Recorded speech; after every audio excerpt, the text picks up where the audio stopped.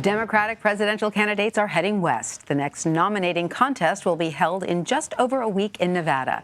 It's on February 22nd. Tom Steyer, Pete Buttigieg, and Amy Klobuchar are all going to the state Thursday night. Earlier, the state's powerful culinary union declined to endorse a candidate. We're not going to endorse a candidate, a political candidate. We respect every single political candidate right now. We know they are great people. Rory Appleton is a politics reporter for the Las Vegas Review-Journal. He joins me now from Las Vegas. Hi, Rory. So why did the culinary union not make an endorsement? Yeah, I think it's probably a combination of things. I think that they leaned towards the former Vice President, Joe Biden. He was the only one to get sort of a name drop in that very speech you just pulled a clip from. Gioconda had basically said he's a friend of the union and things like that. But I think it's also sort of a reading of the tea leaves in, he struggled in the first two states.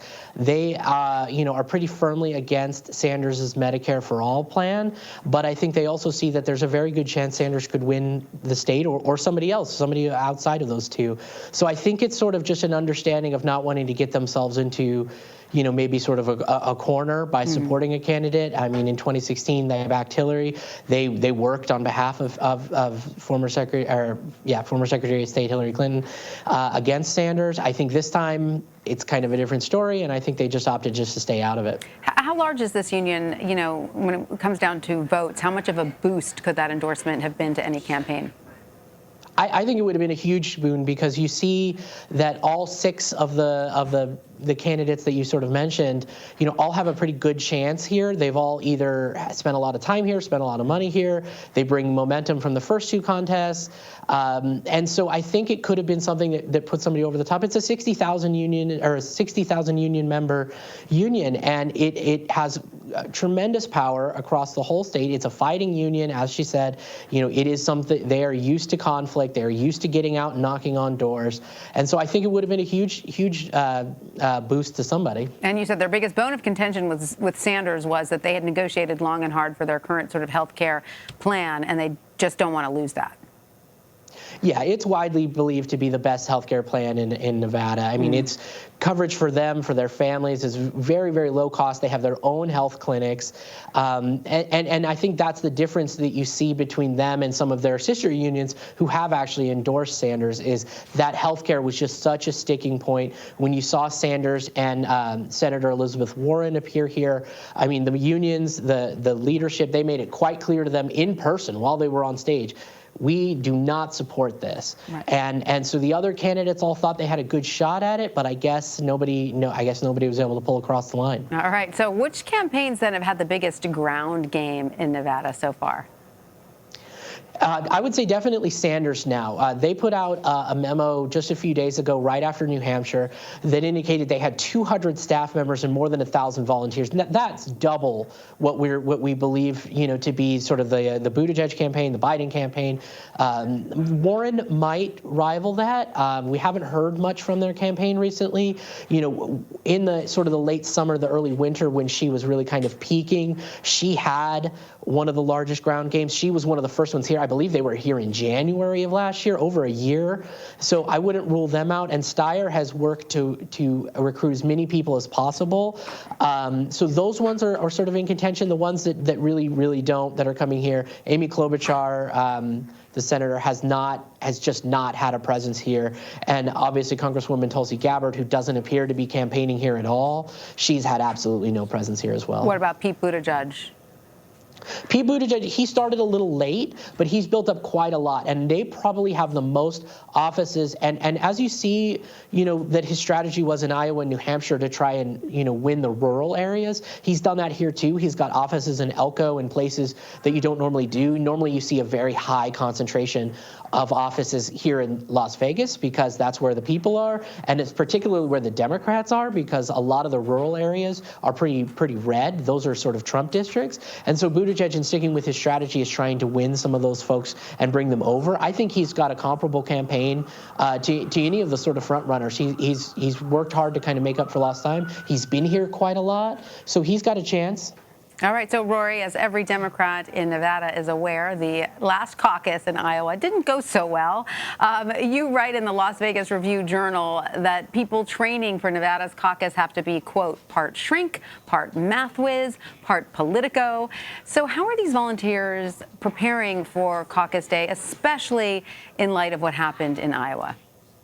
Yeah, that's a great question, and it's an absolutely interesting answer because only just today, Thursday, did we actually hear from the Democratic Party here in Nevada exactly how the results will be sort of counted up. That is something that has been a major issue of contention for the campaigns because obviously, they're here to organize, to do everything, but they're here to win. There's something to be gained here. So how the winning is done, literally in terms of its calculation, is a big issue here. And so that was something that's only just recently come out. Everyone's been training for the caucus because it is a different animal than a primary vote. Each campaign is allowed to have these sort of precinct captains, precinct leaders who go to each of these caucuses. There's over 1,700 of them. And those folks are the ones who, like you said, part shrink, part math teacher and everything. They're the ones who are the eyes and ears of the campaigns, on the ground during the caucus. So their job is to persuade other folks to join them because some folks are going to show up and they're not going to know who they want to pick or their candidate's not going to be viable. But their main role and something that they're really beefing up since Iowa, something that the campaigns feel really helped them in Iowa, is to watch the party volunteers and to make sure that the math is done correctly and fairly so that they're getting the delegates that they need because even a delegate, 2 delegates would be huge in this race, which is currently very close. And of course, President Trump is also going to Nevada next week. He wouldn't lose an opportunity like that. So what do his plans look like so far? Yeah, his plan has basically been, from a position of an incumbent, a position of some strength because they have been building and organizing knowing who their nominee is. The Republican Party is not holding a caucus this year. They're holding basically just an endorsement ceremony for the president. Also, the vice president will also be out here next week. So they're looking to, I think, steal a little bit of the Democratic thunder.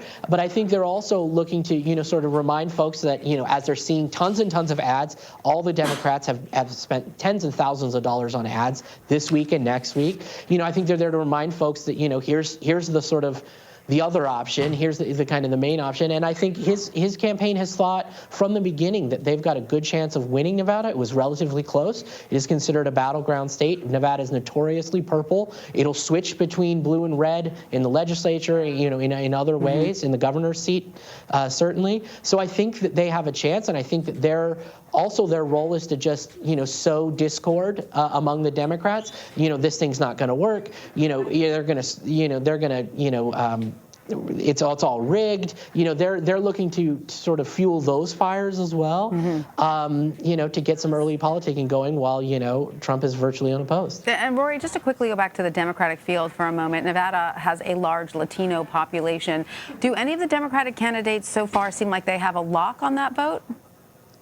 Absolutely not. I really don't think that there's anybody who has a lock. I think Biden and Sanders both consider themselves to be doing very strong in that area. And I think that large Latino population, the large Asian American population, a pretty large African American population, I think that's really going to be a major test for some of the other candidates who've thus far kind of stolen the thunder, like a Pete Buttigieg, like an Amy Klobuchar, who've, are known for not polling well with those groups, have not polled well in Nevada at all. I think that Sanders and Biden are the two to really go at it for that group. You see, they're sort of splitting endorsements. They're both pushing really, really hard. They're in town, today and tomorrow. I think both of them have events geared specifically towards those groups. And I think, it's sort of dealer's choice. I think, either one of them could end up, winning well with those groups. All right. Well, Rory Appleton in Nevada, we thank you so much.